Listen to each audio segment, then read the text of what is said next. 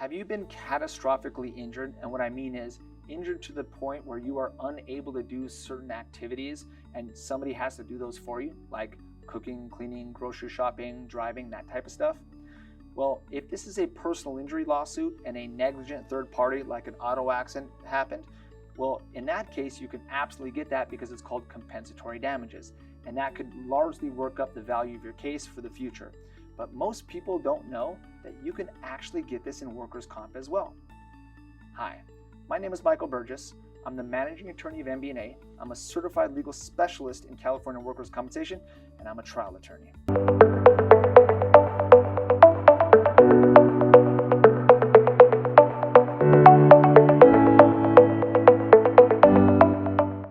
In workers' compensation, if you are catastrophically injured and you are unable to do those activities, it is almost a Herculean task to get this done in workers' comp. What I mean is the workers' comp insurance companies make it almost impossible to get home care or home modification through your case. But guess what? It is possible. And there's recent case law that's come down making it even harder, but we can get around this. So first, if you have a workers' comp case and ultimately you are so injured that somebody is having to provide assistance for you, don't stress.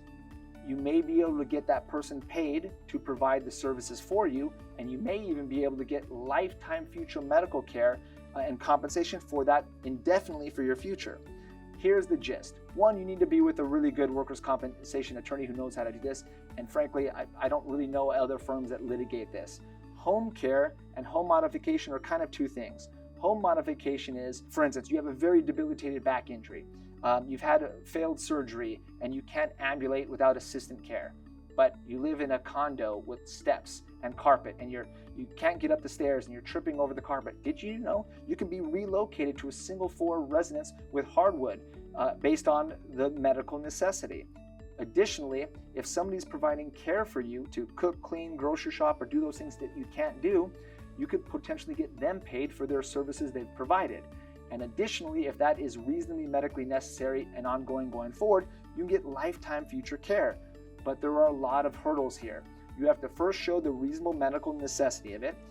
Good luck getting jurisdiction by the court to hear it. Lots of hurdles to get there.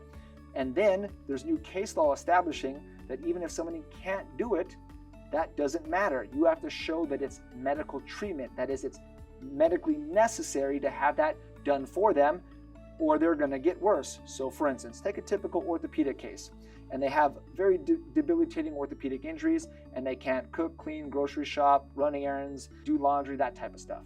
Well, now there's another level, and what my firm does is we work up the psychiatric component. So even if it is not a treatment on the orthopedic side, when a psychiatrist or a psychologist or a mental health therapist says, well, he or she can't do this, and if somebody doesn't help perform this for them, their psychiatric injuries are going to decompensate, making them worse.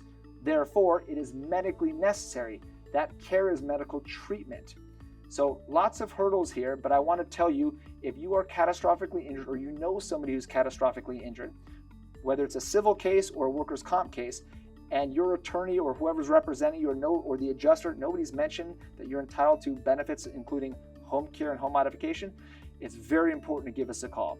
Again, Michael Burgis & Associates, we are the experts at home care and home modifications, both workers' compensation and civilly. If you have any questions, we have the answers, and we're here to help.